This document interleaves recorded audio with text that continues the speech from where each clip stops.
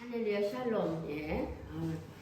제가 교회를 개척하고 처음으로 크리스마스 예배를 드려가지고 너무나 행복해서 오늘 성찬식을 준비하려고 했는데 오신 분들이 오후에 오신다 해서 성찬식은 이번 주일날 해야 되겠다. 저는 이창주 집사님 오시면 성찬식 분병리원 하려고 그랬더니 그분들이 안 오신다 그랬는데 또 몸도 안 좋으신가 봐요. 그죠? 예. 일주일째. 일주일째 저렇게 아프신데도 오늘 성탄절을 기념하려고 오셔서 역시 참 애쓰시구나라는 느꼈습니다. 예. 하여튼 메리 크리스마스. 우리 서로 얼굴 보여. 메리 크리스마스. 시작. 메리 크리스마스. 예, 예수님의 탄생을 진정으로 축하하고 오늘 이를 기념하기 위해서 거룩한 존전으로 오신 여러분을 예수님의 이름으로 축복하고 환영합니다. 예, 크리스마스는 아까도 제가 기도했듯이 하나님께서 천지 만물을 창조하신 하나님께서 신이 사람의 몸을 입고 이 땅에 태어나신 날이죠. 예, 우리나라도 뭐 박형포세가 알로 태어나가지고 뭐 막 이런 신화들이 있죠. 당근도 그렇고. 예, 근데 예수님이야말로 정말로 전지전능하신 하나님인데 불이 났으면 불자동차하고 소방관이 현장에 와야 되잖아요. 근데 사람들 창조했는데 오래 살지도 못하고 서로 싸우고 서로 그냥 막 병으로 죽어가고 막 너무 고통스럽게 인간들이 사니까 너무 안타까운 거예요.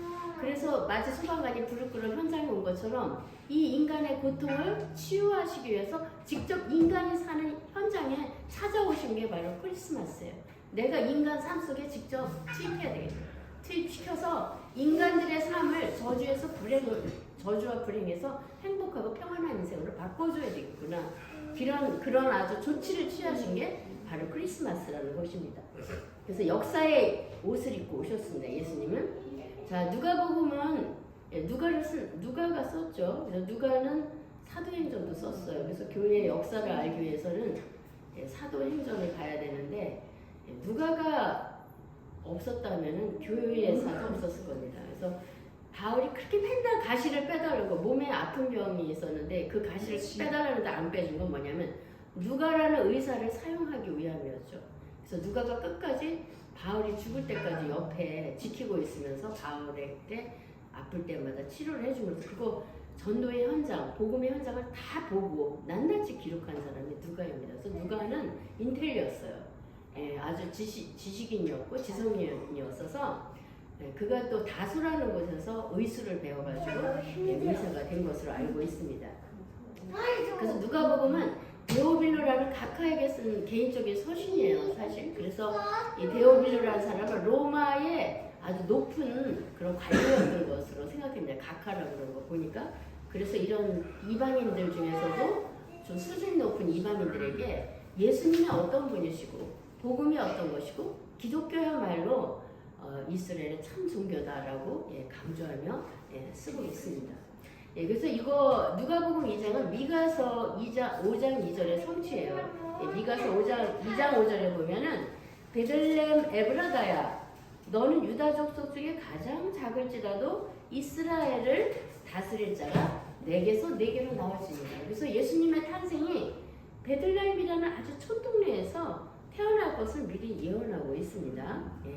그래서 누가는 예수님이 태어날 때 역사적 배경, 정치적 배경을 잘 설명하고 있는데요. 또한 그것을 목격한 목자들을 기록을 하였습니다. 자, 이를 통해서 우리가 어떤 은혜를 받아야 되냐? 첫 번째, 우리의 호적은 지금 어디에 있느냐? 우리의 호적은. 우리가 호적이 땅에만 있는 걸로 알죠? 아니에요. 우리는 크리스찬이기 때문에 예수를 믿는 사람이기 때문에 이중 국적자예요. 하늘에도 호적이 있음을 믿으시기 원합니다. 땅에만 호적이 있고 하늘에 호적이 없으면 천국에 못 가고 지옥에 가요. 하늘에 호적이 꼭 있어요. 내 이름이 기록되어 있다는 걸 꼭 믿으시길 원합니다. 1절과 2절을 보면 예수님이 탄생하던 그 해에 가이사 아구스토가 명을 내려서 선하로 다 호적하라. 그렇게 명했대요. 그러니까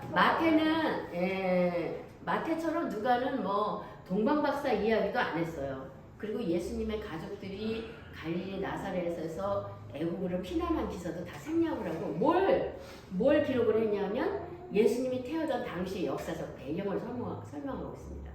그때는 황제 아우구스투스를 여기 아우구스투라는데 로마인 이야기를 읽어보면 로마의 역사 쫙 나오는데 아우구스투스는 케사르 시저가 죽은 다음에 옥타비아누스 시저가 옥타비아누스를 양자로 삼죠.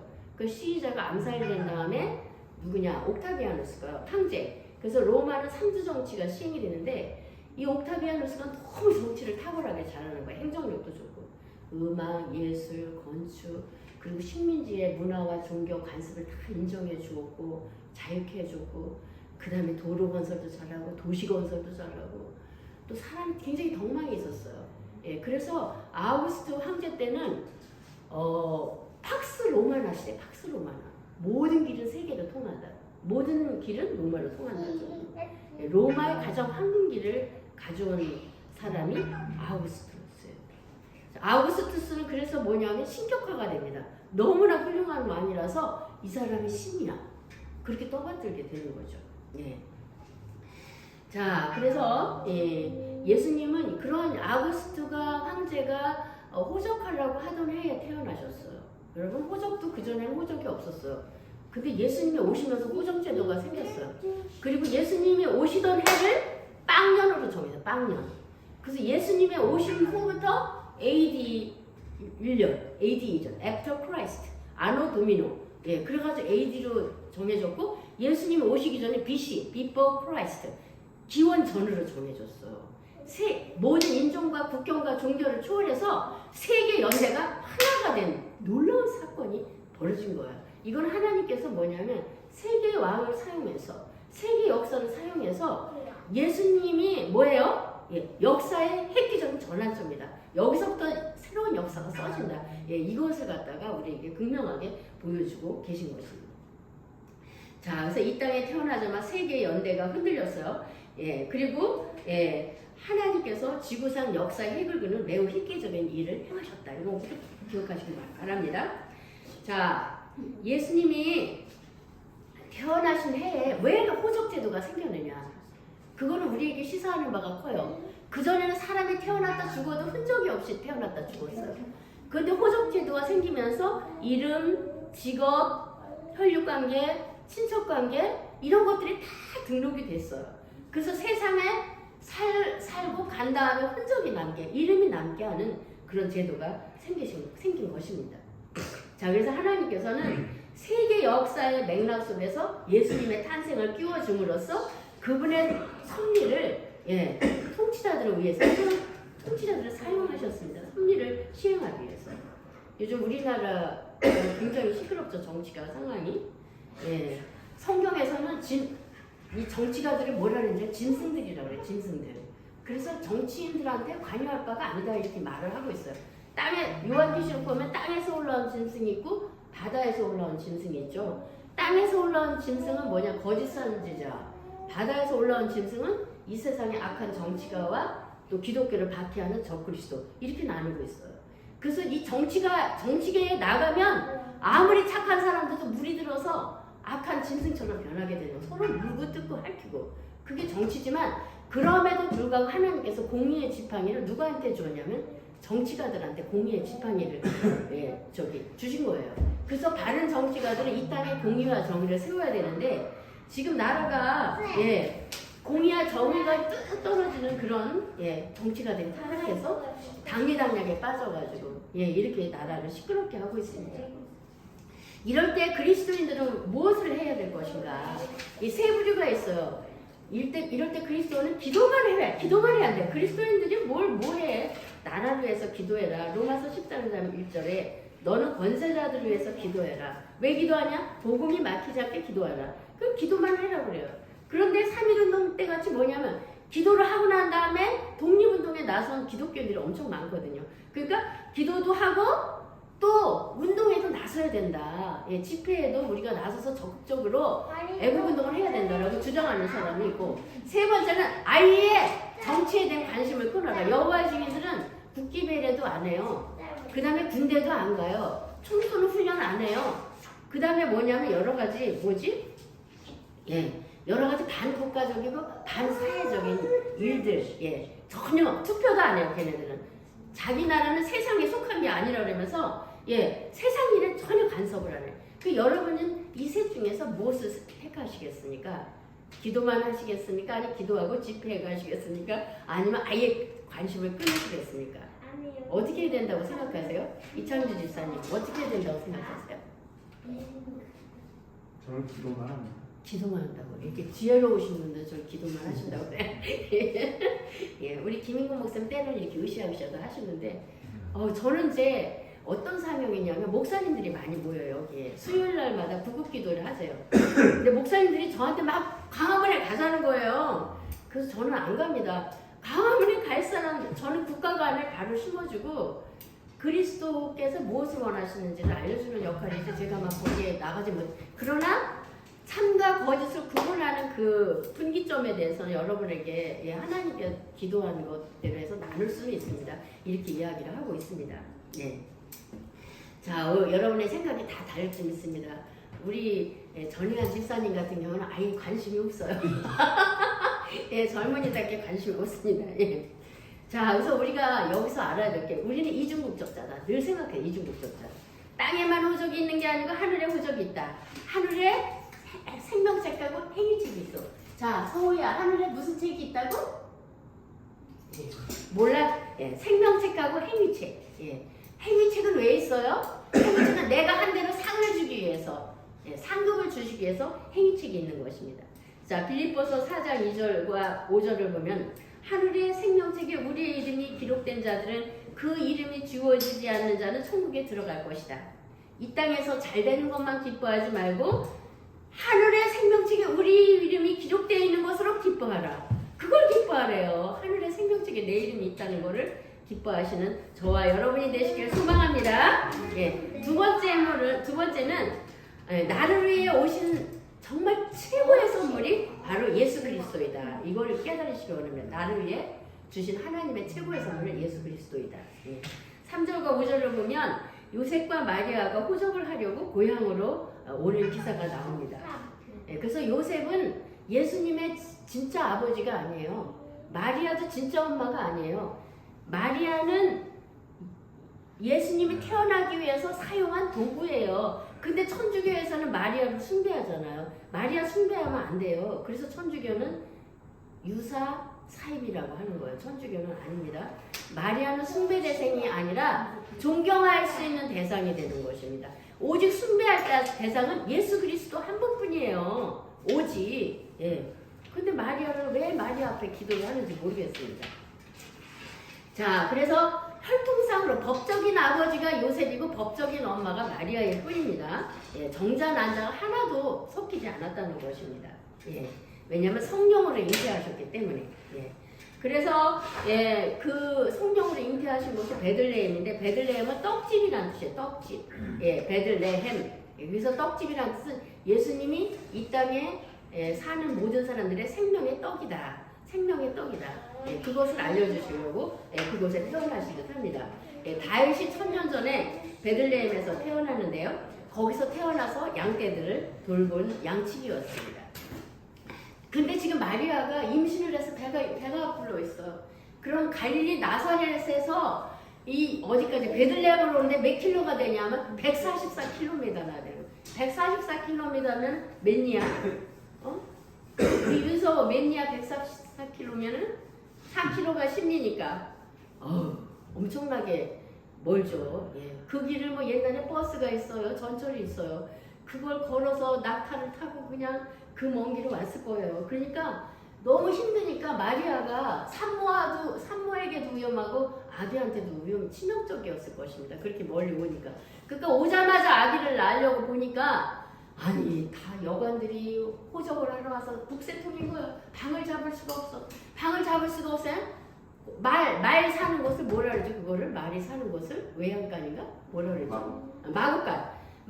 을 깨끗이 청소해가지고 거기다 이불을 깔고 거기서 아기를 낳은 거야. 아기를 낳아서 요람에 뉘어야 되는데 요람에 말 구유를 깨끗이 씻어가지고 거기다 강보를 싸서 예수님을 뉘었습니다. 그렇게 비천한 곳에서 예수님은 태어났어요. 예, 그러니까 그거는 아구스도의 영광과 예수님의 그런 영광과는 너무나 반대되죠. 너무나 대조적이죠. 이렇게 예수님은 최고의 하나님이신데도 이렇게 비천한 곳에 낮은 곳에서 태어나신 것입니다. 자, 그 이유는 무엇이냐? 예, 우리가 비천하고 낮은데 예수님이 대신 낮아지고 비천해지셔서 우리를 존귀하고 귀하게, 예, 참으로 영광스럽게 우리를 높여주신다는 거예요. 그리고 우리가 너무 가난하고 불쌍하니까 예수님이 대신 그 가난의 짐을 지고 고통의 짐을 지고 그 억울한 짐을 지고 예수님께서 당하신다는 거예요. 그러므로 말미암아 우리의 수치와 우리의 모든 허물이 다 벗겨지고 영광스러운 존재가 되기 위해서 예수님이 이 땅에 희생양으로 오셨다는 것입니다. 아멘.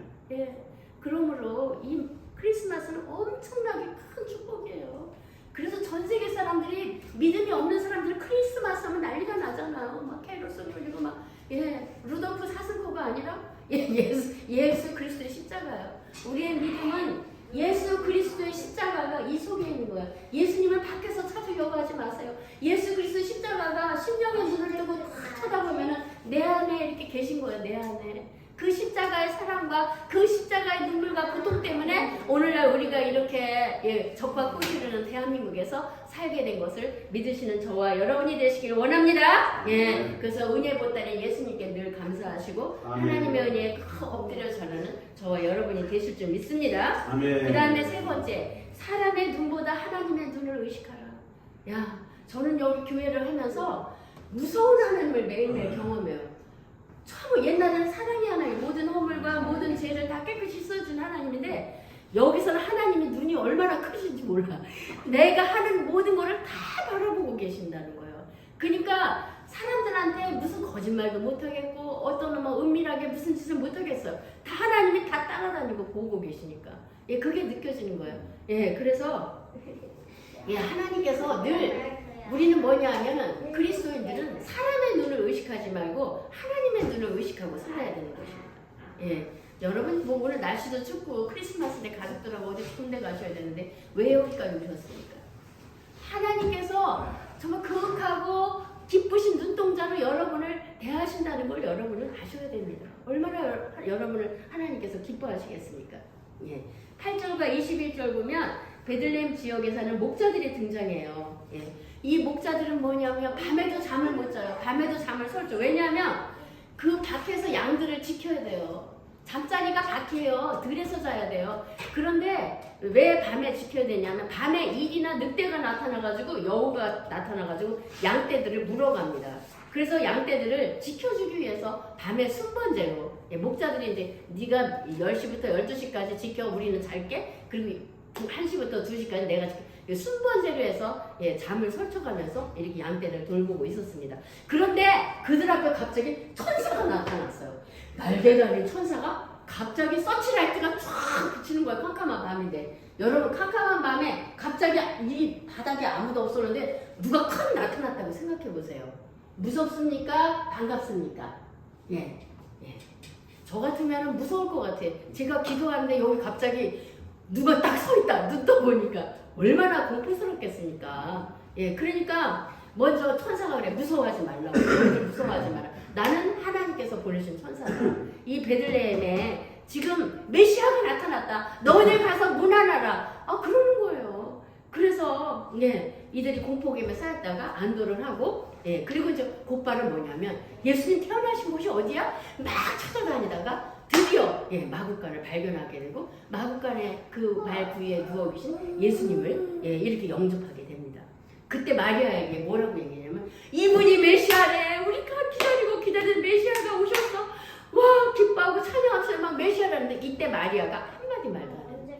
자기 속에 감춰요. 아, 내가 메시아를 출산했구나. 아, 이 메시아를 잘 지켜야 되겠구나. 메시아를 잘 키워야겠구나. 그리고 말을 아끼게 된다. 마음속에 담았다고 하는 것입니다. 예. 그래서 만약 마리아가 말을 함부로 하거나 내가 메시아 탄생한 엄마 자랑하고 다녔다면은 이 세상에 예수님은 제 생명을 못 살았을 거예요. 아마 10살이라면 그때 헤로당이 2,000명의 유아를 죽였잖아요. 근데 마리아가 그렇게, 예, 신중했다는 거예요. 침묵했다는 것입니다. 예. 자, 그래서, 예, 에베소서 5장 8절을 보면은 너희가 전에는 어둠이더니 이제는 주 안에서 빛이라. 빛의 자녀들처럼 행하라. 빛의 열매는 모든 착함과 의로움과 진실함이더라. 아멘. 예, 목자들은요 지적이나 영적 교만이 없었습니다. 주의 계시에 민감했고 작은 일이라도 진실하게 행했고 하나님을 의지하고 사람을 의식하지 않은 그런 자들이었습니다. 그래서 하나님께서는 은밀한 중에 우리를 보시고 계신 분입니다. 또 그런 자들에게 나타나십니다. 여러분 오늘은 지극히 높은 곳에서는 하나님께 영광이고 땅에서는 사람들 중에 평화의 날입니다. 그 영광을 기뻐하고 목자들의 심령이 되어서 예수님을 만나시기 원합니다. 어떤 교회 목사님이 부목사들이 되게 많아요. 많은데 담임 목사가 누가 될지를 몰라. 그러니까 부목사들 중에서도 알력이 있어, 경쟁이 있어. 막 담임 목사한테 알랑방구를 하고 막 아부를 하고 막 가서 선물을 하고 자주 찾아뵙고 만나. 그런데 누가 됐는지 알아? 그 담임 목사가 그 사람은 담임 목사를 찾아가지도 않고 가서 뭐 만나지도 않고 자기 담임 목사 되게 해달라고 신경 좀 써달라고 그러니 하자고 그는 그냥 오로지 기도원의 그 굴에 들어가서 하나님 앞에 맨날 은밀하게 기도했어요. 기도했는데 어느 날 담임 목사님이 그분을 자기 후임으로 세운 거예요. 하나님께서 이런 자들을 기뻐하신다는 거예요. 우리의 할 일을 성실하게 다하는 거. 나라 위해서 걱정보다도 나라를 위해서 기도를 많이 하실 줄 믿습니다. 그리고 사람의 눈보다 하나님의 눈을 의식하면서 예수님께서 또다시 이 땅에 오심을 믿고 그것을 대망하는 저와 여러분이 되시기 소원합니다. 자, 결론을 맺습니다. 예기치 않은 선물 예수님이 오셨어요. 하나님은 우리의 예상을 뒤엎고 행동하셔. 예상을 뒤엎어요. 너무나 비참하고 낮은 곳으로 오신 예수님, 그 짙고 어두운 밤에 오셔서 구원의 소식을 알리신 예수님. 지금 예수님 다시 오실 날이 다가와서 온 나라가 지금 시끄러워. 전 세상이 시끄럽대요. 전 세상이, 전 세계가 경제적으로 어려움을 겪고 있대요. 이 짙고 짙은 이 어둠 속에 예수님의 오실 날이 얼마 남지 않았다는 증거가 보이는 것입니다. 자, 그래서 두 번째는 마리아는 목자들의 듣고 본 바를 그것을 알면서도 사력 있게 행동을 했다. 그래서 우리가 잠잠할 때가 있고 또 말할 때가 있어요. 그래서 미련한 자는 잠잠하면 지혜로운 자로 여기고 그 입술을 닫으면 슬기로운 자로 여기느니라. 찢을 때가 있고 깨맬 때가 있고 잠잠할 때가 있고 만날 때가 있으니 꼭 때와 시기를 분별한 저와 여러분이 되기 원합니다.